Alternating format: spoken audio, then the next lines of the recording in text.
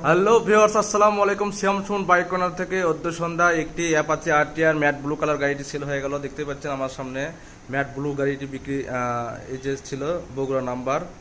তো আমাদের এই ভাইয়েরা কিন্তু চলে আসছে বগুড়া বাগোপাড়া থেকে। এনারা কিন্তু টিএমএসএস এ জব করে। তো ভাই আসসালামু আলাইকুম। ভাই কি নাম আপনার? মোহাম্মদ আহাদ হোসেন। বাইক আপনার পছন্দ?